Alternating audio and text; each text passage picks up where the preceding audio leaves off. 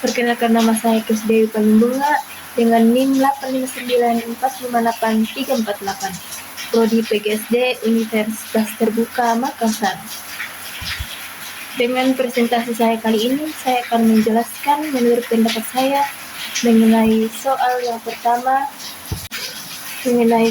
pertama, bagaimana filsafat ilmu mengawasi dan mempertanyakan eksistensi dalam ilmu pendidikan.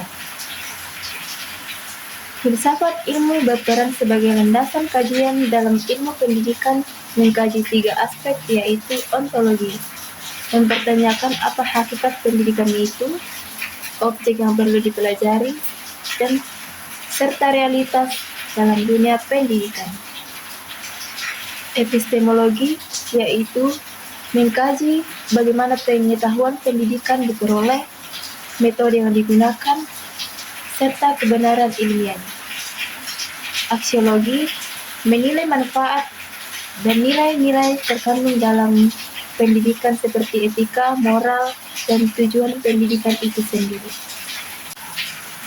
Maka, dengan demikian, filsafat ilmu memastikan bahwa ilmu pendidikan tidak hanya benar secara ilmu, tetapi bermakna dan bernilai. Kemudian, soal yang kedua, bagaimana pendidikan yang bermakna dan bernilai turut memperkuat perkembangan filsafat ilmu. Pendidikan yang bermakna dan bernilai akan menghasilkan praktik dan bernilai bagi pendidikan yang tidak hanya fokus pada transfer ilmu, tetapi juga pembentukan karakter dan pemikiran kritis. Hasil ini membuat filsafat ilmu karena pertama, mendorong refleksi terhadap tujuan pendidikan.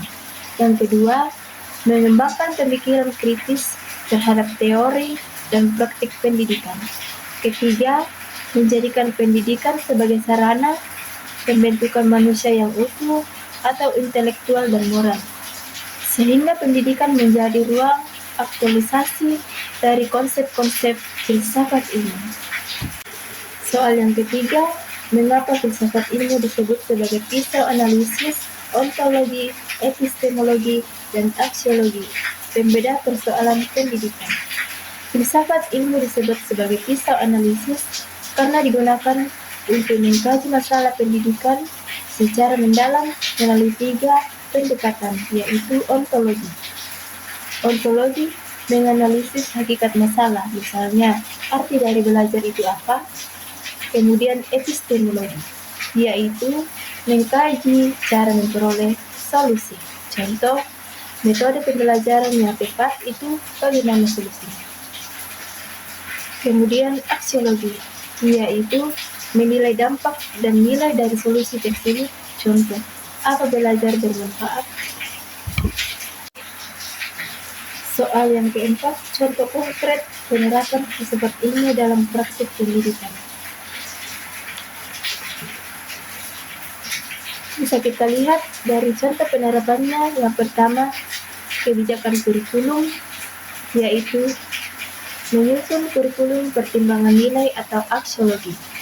Kemudian isi materi ontologi dan cara penyampaian atau epistemologi. Contoh yang kedua, proses pembelajaran. Guru memilih metode pembelajaran aktif karena diyakini lebih efektif secara epistemologi dan bernilai bagi perkembangan siswa.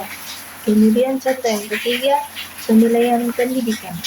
Evaluasi tidak hanya mengukur kognitif, tetapi juga sikap dan keterampilan sebagai bagian dari nilai pendidikan.